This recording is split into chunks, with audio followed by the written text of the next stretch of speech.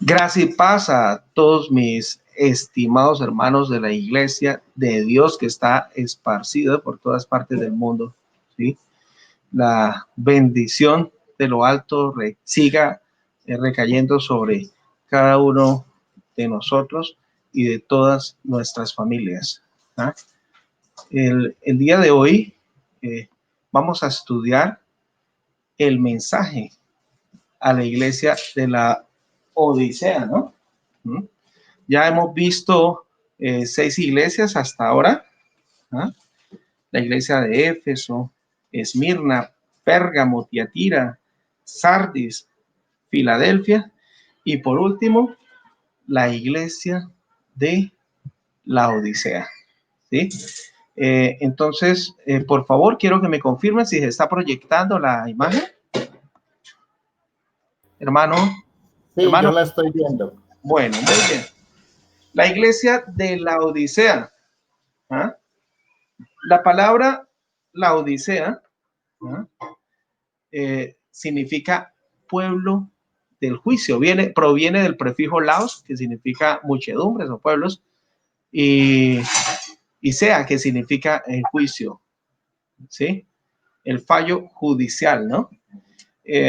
Cuando comienza este periodo, este último periodo, hermanos, este es el último periodo ya que estamos viviendo, ¿ah? y empieza en el año 1870, cuando finaliza la iglesia fiel de Filadelfia. ¿Hasta cuándo? Hasta la segunda venida de nuestro Señor Jesucristo, Yeshua HaMashiach. ¿Ah? Entonces, estamos viviendo la último periodo de la iglesia, ¿sí? La iglesia, bueno, tremendo, ¿no? Es decir, es como temeroso y al mismo tiempo es como un privilegio que nosotros estemos viviendo esta última etapa, ¿no? ¿Ya? Que sabemos que pues el retorno de nuestro Señor Jesucristo es inminente. Ya se han cumplido muchas de las profecías, hay algunas que faltan por cumplirse también. ¿Ah? Estamos viviendo una que es esta pandemia, ¿ah? que realmente también fue descrita hace 2000 años por nuestro Señor Jesucristo. ¿Ah? Habrán plagas, ¿sí? Plagas. Y esta es una de las tantas plagas que estamos viviendo en la iglesia de la Odisea. Bueno, la iglesia de la Odisea se caracteriza por ser la iglesia tibia y autoengañada. Es completamente opuesta a la iglesia ¿de qué? De Filadelfia, ¿sí? Y podríamos decir que también se le puede denominar la iglesia falsa de los últimos tiempos. ¿Ah? La iglesia falsa que está conformada por la gran ramera, ¿sí? La iglesia católica romana, laica, y todas sus hijas, ¿no? Que heredaron sus falsas doctrinas religiosas, ¿no? Entonces vamos a hacer un estudio detallado de este último periodo, ¿sí? Séptimo periodo de la iglesia cristiana, ¿no? ¿Ah? Esta iglesia, tremenda porque pues recibe puros reproches. Imagínate que Filadelfia recibió puros elogios, pero esta, puros reproches, ¿eh? ¿Sí? ¿Por qué? Por su tibieza espiritual. Bueno, pero como es de costumbre, vamos a analizar un poquito, ¿sí? Esta ciudad de la Odisea, esa ciudad realmente existió. Y la iglesia de la Odisea se le llamaba pues a los cristianos que vivían en esta ciudad. Esta ciudad se caracterizó por ser una importante ciudad comercial que llegó a ser muy rica, llegó a prosperar bajo el dominio del Imperio Romano. Antes del Imperio Romano, pues no era una ciudad próspera, pero bajo ese imperio, bajo el dominio del Imperio Romano, llegó a a ser muy rica. ¿Ah? Llegó a ser tan rica que tanto que hubo un terremoto y esa ciudad fue reconstruida y no necesitó la ayuda del Imperio Romano. Con los mismos recursos de los comerciantes, reconstruyeron esa ciudad, imagínense ustedes, ¿no?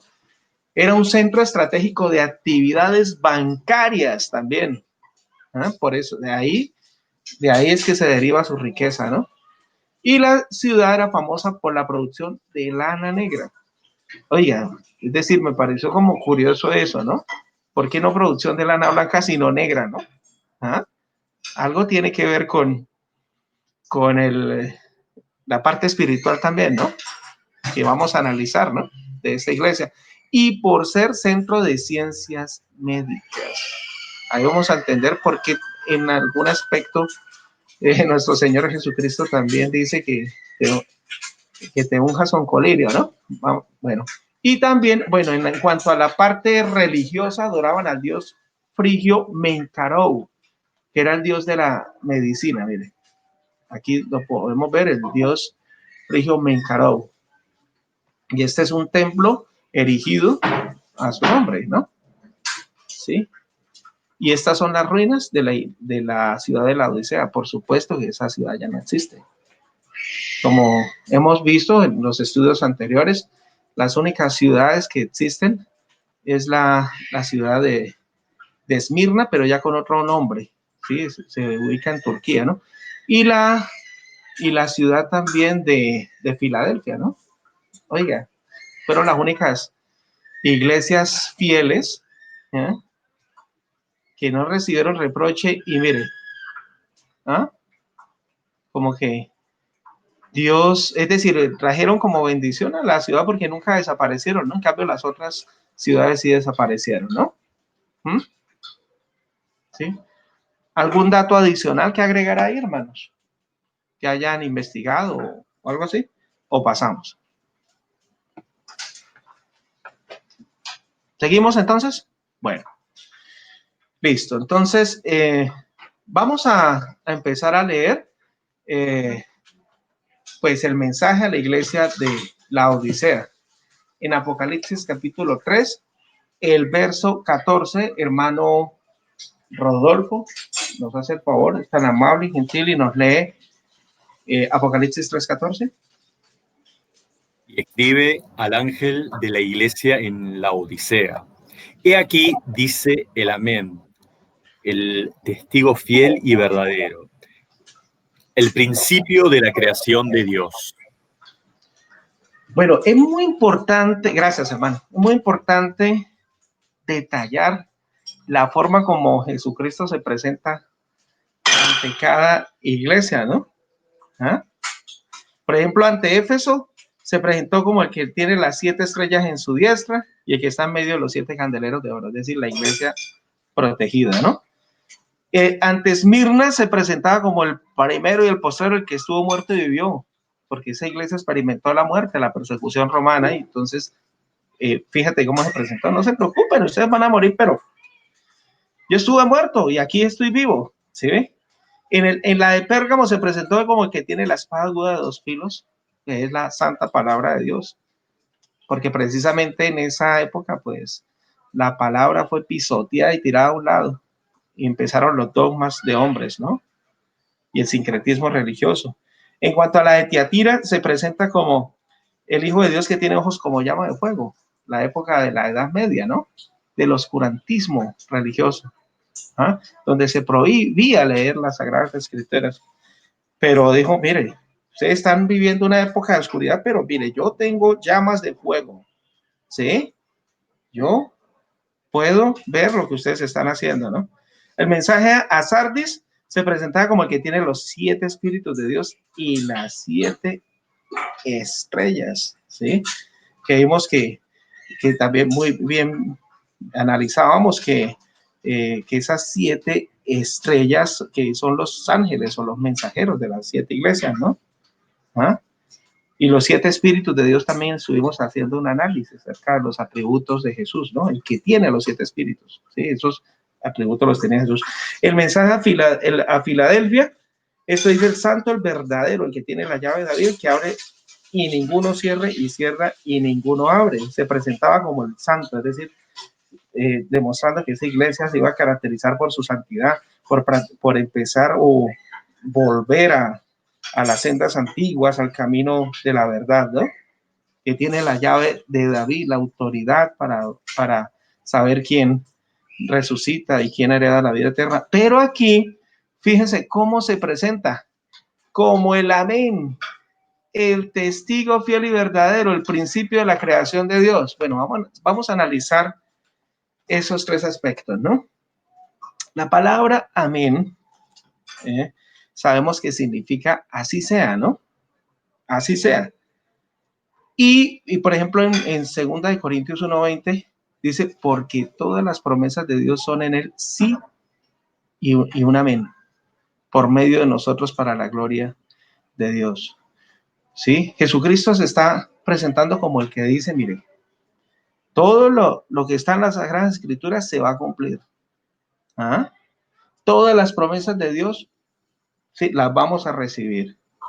¿Ah? Y todo se va a cumplir al pie de la letra. ¿Ah? ¿Ves? Entonces, como quien dice, pilas, mire su situación espiritual. Todo esto va a tener su cumplimiento y está muy cerca a los juicios de Dios, ¿sí? Que la palabra habla de eso. Entonces, el amén implica que todo lo que Jesús dice es verdad y por ello su mensaje a la iglesia de la Odisea debe ser aceptado sin vacilación, sin dudar, ¿no? También se presenta como el testigo fiel y verdadero.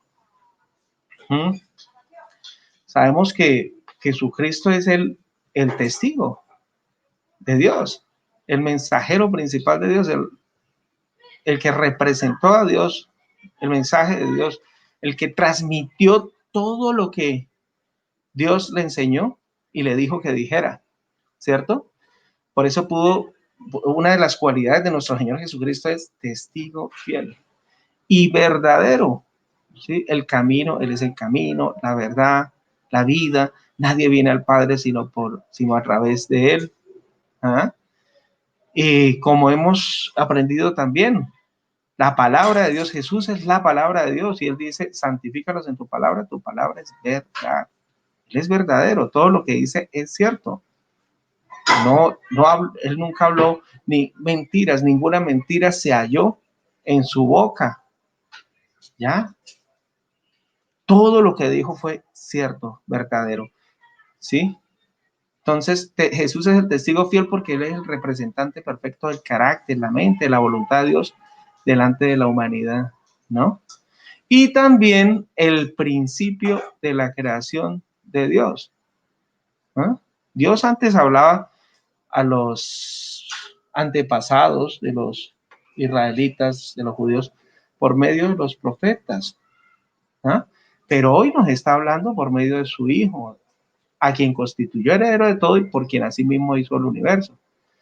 ¿Sí? Él es el principio de la creación de Dios. ¿Ah? ¿Sí? Jesús es lo que comienza, la causa primera o motor de la creación. Es el instrumento que Dios utilizó para crear todas las cosas. ¿Sí? Entonces, la iglesia de la Odisea debe volver al principio de las doctrinas verdaderas de la palabra de Dios. ¿Ah? Entonces, es muy importante saber por qué Jesucristo se presentó ante esta iglesia como el amén, el testigo fiel y verdadero y el principio de la creación de Dios. Paso palabra, hermano Rodolfo. Ok. En cuanto a la palabra amén, entonces sabemos que es la expresión que se indica asentimiento, conformidad y obediencia a lo que otra persona hace o dice, ¿sí? Y amén es una asociación, perdón, amén es una palabra de origen semita. Tiene su origen en el verbo hebreo aman, que no tiene equivalencia en las lenguas occidentales, pues su significado más que traducirse, debe explicarse como estar apoyado sobre una roca firme con la certeza absoluta de que no se moverá. Ese es un poco el aporte que quería dar. Paso palabra. Mi hermano Guillermo Sánchez. Gracias. Hermano Rodolfo. Bueno, encontramos cómo dice el texto, ¿no? Y para el malá, o sea, para el mensajero de las enseñanzas de la Cajal israelita en la Odisea, el resto de la descendencia tibia de la mujer. Escribe el amén, el leal y verdadero testigo, la primera creación de Abinu Yahweh, dice esto. Ahora, el hecho de que diga justamente la Odisea, el resto de la descendencia tibia de la mujer, que viene justamente de Filadelfia, los que no quisieron seguir a Filadelfia, entonces ahora viene esa descendencia tibia, justamente de allá. Y ahora aquí el mensaje que se le da a ellos, ¿no? Por eso dice, escribe. El amén es la confirmación de las cosas justamente que estaban sucediendo y que suceden. Y así como dijo el hermano Rodolfo. Entonces, ¿esto quién lo dice? El verdadero testigo. ¿Y quién es el verdadero testigo? Yahshua, ¿cierto? Yahweh, que es digamos, sí, es Yahshua, la primera creación de Abinu Yahweh, y dice esto. Entonces está para dar el mensaje a esta descendencia tibia de la mujer. Paso palabra. Gracias. Hermano Guillermo Jiménez. Gracias, hermano. Saludos, mis hermanos. El verso 14.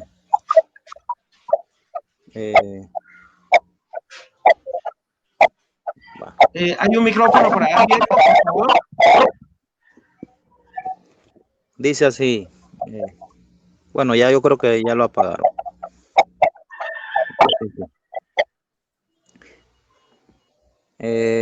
Bueno, ya lo dijo Rodolfo, pero yo lo repito para ir conforme a... Dice así: escribe al mensajero de la congregación en la Odisea, el amén, el testigo fiel y verdadero, el principio de la creación de Yahweh Dios, dice estas cosas. Bueno, esta congregación, yo creo que es usted mismo, hermano Henry. No, hermano. No. ¿Quién es entonces? Es que yo no lo puedo poner porque yo tengo la dispositiva abierta y no. Listo, pero aquí va. no hay ruido. Ya. El mío lo tengo cerrado. Ya. Sí, ahí se ve, hermano Guillermo. Bueno, la congregación o iglesia tibia, como claramente se postula en este pasaje de las escrituras en referencia pues a esta congregación, esta iglesia, esta asamblea, como usted quiera decirle, es conocida así como la iglesia tibia, la cual más adelante nos daremos cuenta que se le reprende fuertemente hasta decirle que puede ser vomitada. Imagínense, hermanos, la Odisea. Como ya dijo el hermano Henry, esta ciudad de la Odisea recibió su nombre de Laodice, la esposa de Antíoco II, no Antíoco IV Epífanes, no, de Antíoco II, el monarca sirio, no Epifanes, no, sino su abuelo. Esta ciudad quedaba cerca de Colosas y los creyentes de allí recibieron una carta del enviado o apóstol Pablo. Yo creo que ya ustedes han leído en Colosenses capítulo 2, versos 1 y 3, Colosenses capítulo 4, verso 13, verso 15, verso 16. Todos estos pasajes mencionan esa congregación en la Odisea, o sea que como dijo el hermano Henry afirmativamente, era literal, era real esta congregación. Prueba de eso son las epístolas del apóstol Pablo, ¿ve? El cual se familiarizó, se podría decir, con esta congregación en la Odisea. Como recalcó el hermano, era una ciudad, la ciudad donde se encontraba esta congregación,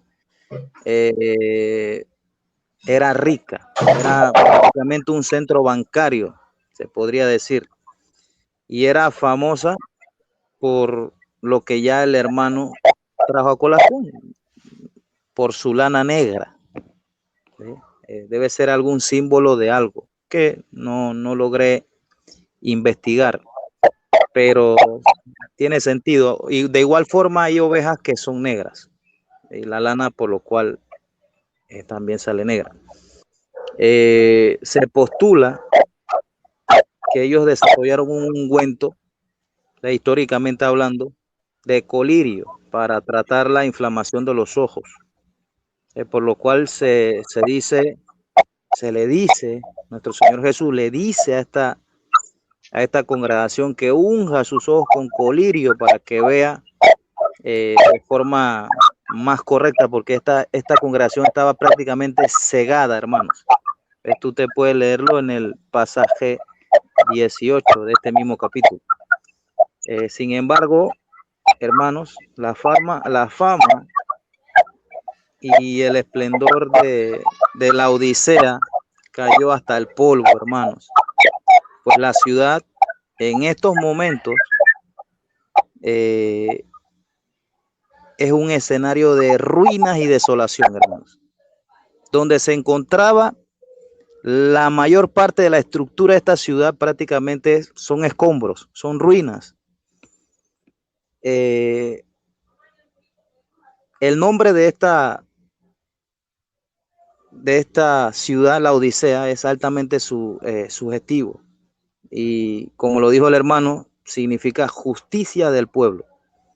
Y esto implica que esa congregación en esa ciudad, hermanos, era gobernada por las decisiones, los juicios y las costumbres de la gente, ¿ve? En lugar de ser gobernada por la palabra del Padre Celestial.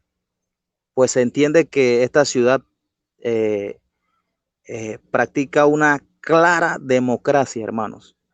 Es decir, el poder que ejercía la curia ministerial, ¿ve? Y ese poder no tenía que venir de parte de ellos, sino que ellos simple y llanamente tenían que ser ministros, ¿ve? Pues como sabemos por las escrituras, la autoridad de la iglesia viene de parte del Padre Celestial y de su ungido, ¿ve? Nuestro Señor Jesús. La Odisea, hermanos, es el símil o ejemplo de la mayoría de las llamadas iglesias en este tiempo, o sea, hasta en este tiempo, en este día, donde se postula con la boca de todos estos ministros que la iglesia, que es de Yahweh Dios, en Cristo Jesús ungido, es de ellos. Incluso yo tuve un pastor que él decía que esa era su iglesia, hermanos. Imagínense.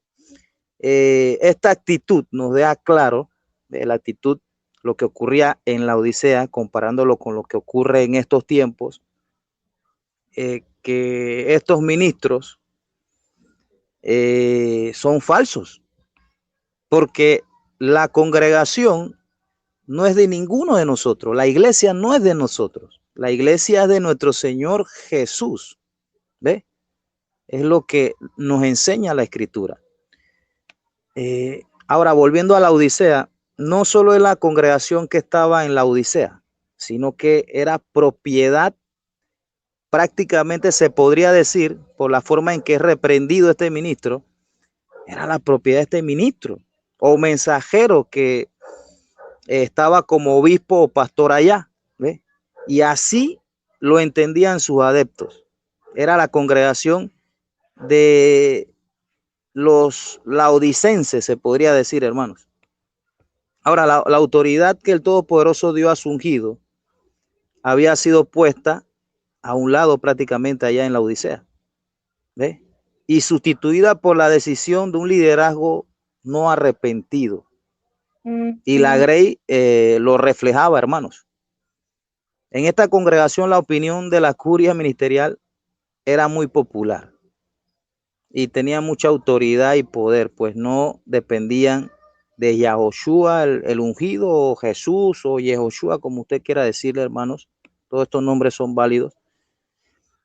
Pues decían, según el versículo 17, me he enriquecido y no tengo ninguna necesidad, hermanos. Imagínense hasta dónde llegó la enseñanza del ministro de esta congregación, hermanos.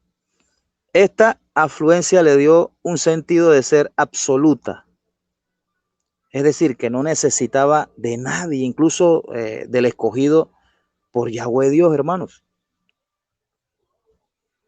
Pues como sabemos, Él es el camino al Padre. ¿Eh? O sea, la enseñanza que el Hijo de Dios nos dio, nos va a llevar al Padre Celestial. ¿Ve? O sea, su unigénito, nuestro Señor Jesús, como Él mismo lo postula, es el camino, la verdad y la vida, hermanos. Y eso prácticamente esta congregación lo había olvidado. Paso palabra, hermanos. Muchas gracias, hermano Guillermo Jiménez. ¿Sí? Hay un detalle que también me gustaría agregar aquí, ¿sí? Teniendo en cuenta de que estamos estudiando, pues, parte por parte, haciendo una exégesis del texto, ¿no?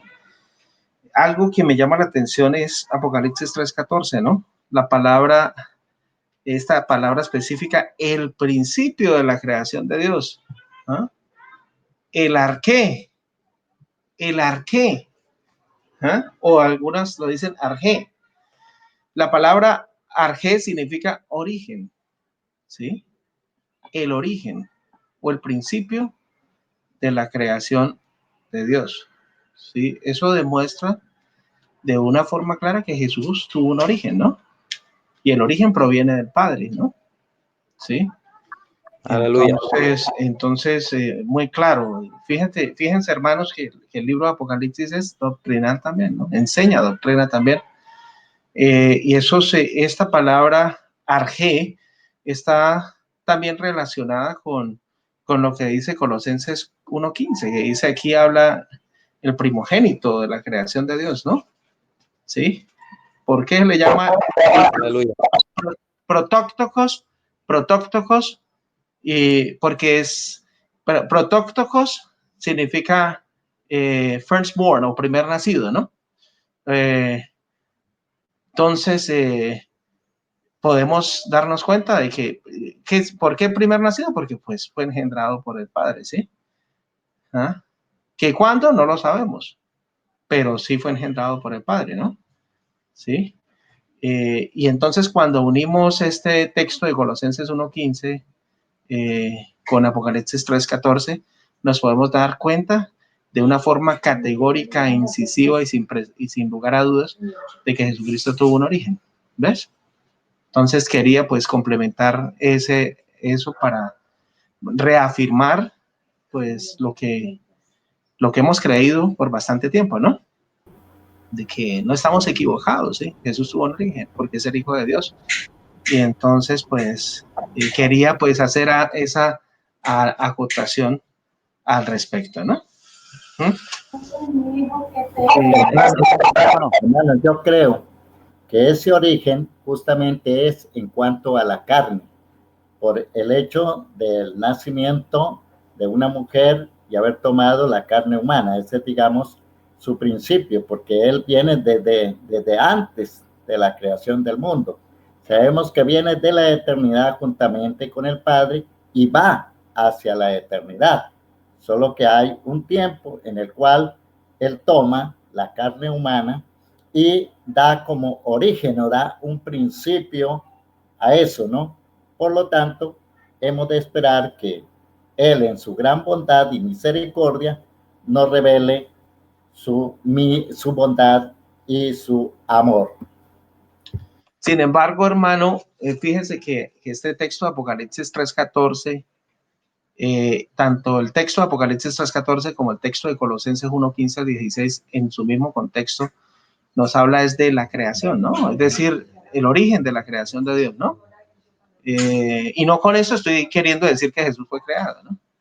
Sino que fue engendrado. Bueno, ese es otro tema, es un tema que tenemos que profundizar muy bien. Efectivamente, hermano, quiero aportar algo también Y fíjense que el protocolo, pero hermano, sí, para que yo pueda escuchar, para que pueda, ya termino. ¿me escuchan? Sí, apaga tantico el micrófono mientras termino mi idea, por favor. Dale. Bueno, entonces, fíjate que sí, es fácil asociarlo con, no, que Jesucristo cuando vino en carne. Pero fíjese que el texto de Apocalipsis 3:14 habla de la creación, el principio, el origen de la creación de Dios. Entonces no podríamos asociarlo con el hecho de que cuando Jesucristo vino aquí a encarnarse como humano. El protóctocos, ¿sí? Primogénito, también está relacionado con la creación, porque dice en el contexto en Colosenses 1:16, porque por medio de él fueron creadas todas las cosas, ¿sí? ¿Ves? Entonces, tanto el contexto de Apocalipsis 3:14 como el contexto de Colosenses 1:15 nos da a entender de que aludes al momento de la creación, ¿sí? Y no a cuando Jesucristo se encarnó. Paso palabra, hermano Guillermo Jiménez. Saludos, mi hermano. Bueno, sí quería que el hermano Rodolfo me ayude con el versículo de Mateo capítulo 19, verso 4. Y explico qué pasa ahí. ¿Cómo no?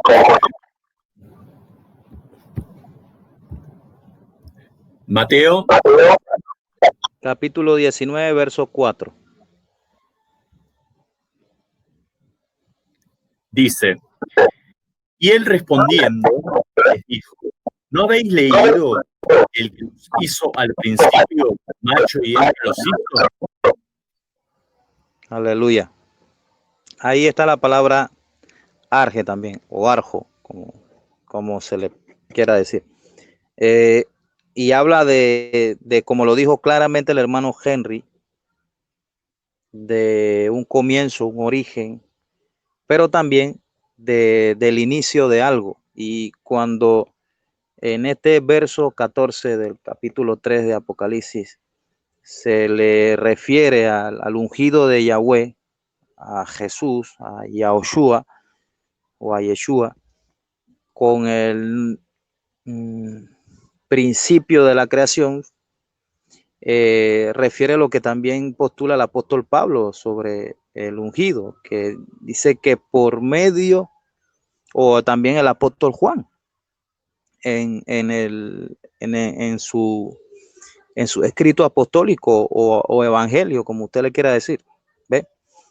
Cuando él dice que por medio de él fueron hechas todas las cosas, ¿ve? O sea, por medio de Jesús, en su preexistencia, el Padre Celestial creó todas las cosas, hermano, ¿ve?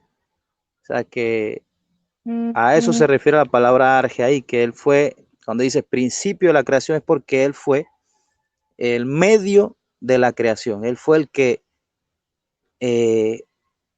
prácticamente el ingeniero, se podría decir, el que estaba haciendo las cosas conforme a la instrucción que el Padre Celestial le dio, mis hermanos.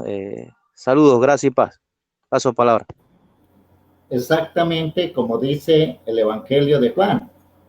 En el principio existía el portador de la palabra, y el portador de la palabra estaba con Yahweh Elohim, y el portador de la palabra era poderoso. Él ya existía en el principio con Yahweh Elohim. Y todas las cosas fueron creadas por medio de él, y sin él no hizo nada de lo que se ha hecho. Ahí encontramos exactamente la aclaración también de Apocalipsis 3:14, justamente que por medio de él fueron creadas todas las cosas, y lo que está diciendo el hermano Guillermo, pues también. Así que entonces notemos que ya él existía. La palabra ya existía antes de todas las cosas. Así que es claro. Paso palabra. Bueno, hermanos. Listo. Vamos a continuar. Listo con el análisis del verso 15. Por favor, hermano Rodolfo, es tan amable y gentil de leernos el verso 15.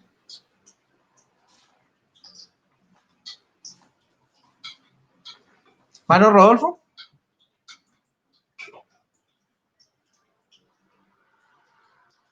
Hermano Rodolfo. Bueno, entonces, hermano. No lo veo. Salió. Hermano Guillermo Jiménez, por favor. Ahí va, mi hermano. Dice: yo conozco tus obras, que ni eres frío ni caliente. Mejor sería que fueras frío o caliente. Así que porque eres tibio y no frío ni caliente, te voy a vomitar de mi boca. Listo, por favor. Listo. Muy bien. Apagamos los micrófonos, por favor. Bueno, muy bien. Ahí aparece ampliada la diapositiva.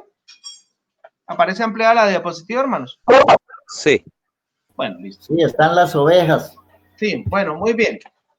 Dice, yo conozco tus obras, que ni eres frío ni caliente. ¿Ah? Ojalá fueses frío o caliente. ¿Ah? Bueno, entonces aquí podemos notar que como no había nada que elogiar en la iglesia de la Odisea, Cristo va directamente a sus reproches. ¿Ah? Es decir, las obras siempre muestran como el verdadero estado espiritual de una persona, como indicó el Señor al decir, por su fruto los conocerán, ¿no? Es evidente que esta iglesia de la Odisea no daba frutos excelentes, ¿no? ¿Ya?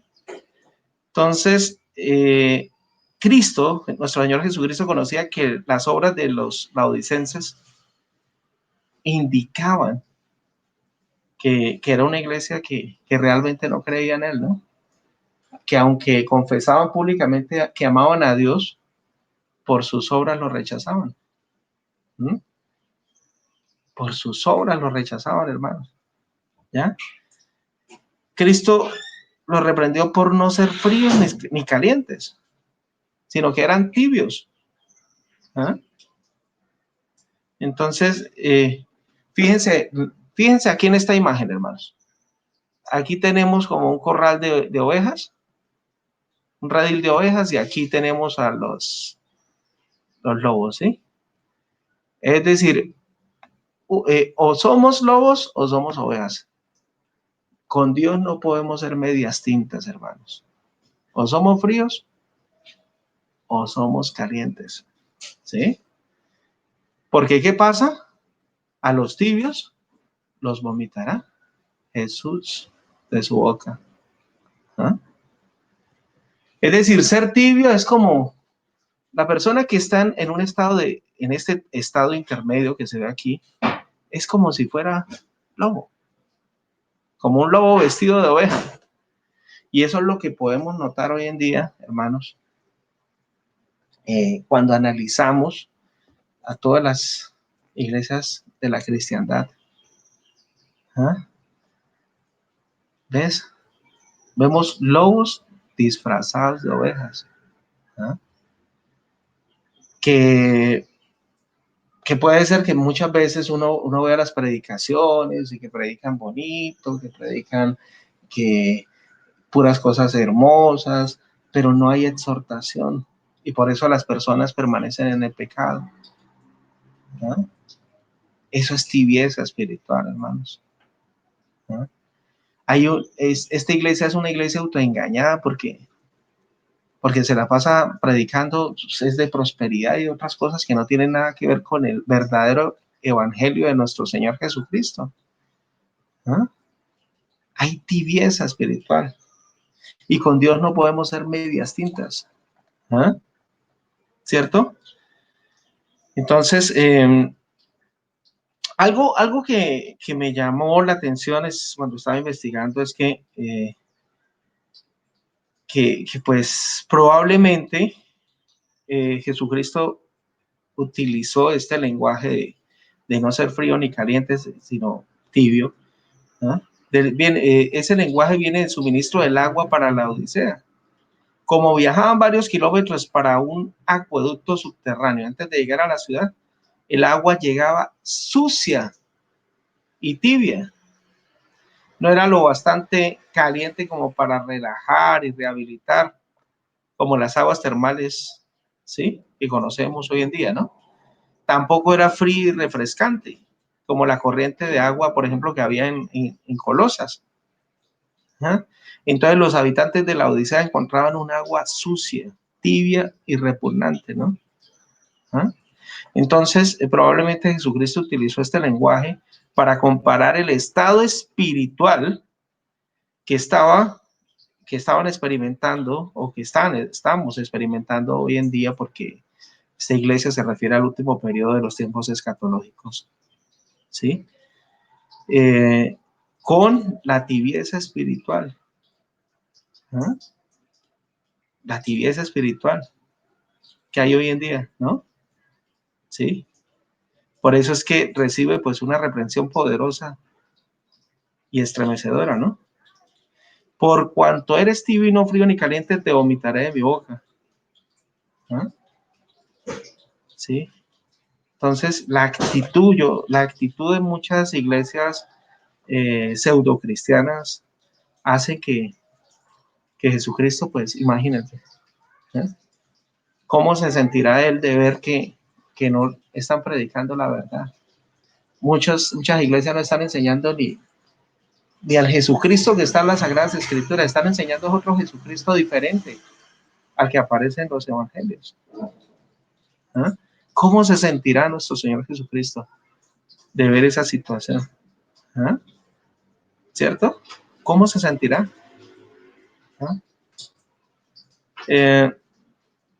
Vemos que, por ejemplo, las personas calientes son las que están espiritualmente vivas y tienen el fervor de una vida transformada. Pero las espiritualmente frías son las que rechazan a Jesús. ¿Ah? No tienen interés en Cristo, en su palabra. ¿Ah? No tienen interés en Él, en hablar con Dios todos los días. Y no pretenden serlo. Es decir, las fríos no son hipócritas, porque, es decir, el que es caliente espiritualmente, bueno, se sabe su condición. Es una persona que ha sido renovada y transformada por el poder de Dios y que ha cambiado su estilo de vida. ¿Mm? Una persona convertida, mejor dicho. ¿Ya? Una nueva criatura. Pero las personas, y se sabe que las personas que son frías son las que rechazan a Jesús y prefieren vivir en el mundo y no saber nada de Jesús ni de su evangelio. Bueno, sí. Pero imagínense esa actitud intermedia de esta iglesia de la Odisea, que realmente debemos verlo como un espejo para lo que está sucediendo hoy en día. ¿Ah? Esa tibieza espiritual le da repugnancia a Jesús, ¿sí? Esa tibieza espiritual es la que hace que, mire, se vomite a la persona de la boca de Jesús, ¿sí? Esos tibios espirituales, pseudoapóstoles y pseudocristianos de hoy en día, son los que van a decir, Señor, en tu nombre no expulsamos demonios, profetizamos e hicimos milagros, y el Señor les dirá, aparte de mí, hacedores de maldad. Imagínense, Jesús los va a llamar hacedores de maldad a esas personas que se la pasaban predicando en los púlpitos. ¿Ah? ¿Ves? ¿Por qué? Porque había una tibieza espiritual. Realmente no le servían por amor a él, sino por amor al Dios mamón, al Dios dinero. ¿Ves? Tremendo. Entonces, ¿qué pasará? Lo vomitará de mi boca, dice Jesús. Nosotros también nos podríamos encontrar en esa situación, hermanos. Nosotros también podríamos estar en un momento de tibieza espiritual. ¿Ah? ¿Cuál es la exhortación de Jesús? O eres frío o eres caliente. Mijo. Si estás en ese estado intermedio, yo te voy a rechazar de igual manera. ¿Ves? Hay algo que me gustaría también aclarar. Mire, este texto de Apocalipsis 3, 15 y 16 también es un golpe mortal para la falsa doctrina del purgatorio, pregonado por la Iglesia Católica durante muchos siglos. ¿Por qué? Porque pues esta iglesia dice que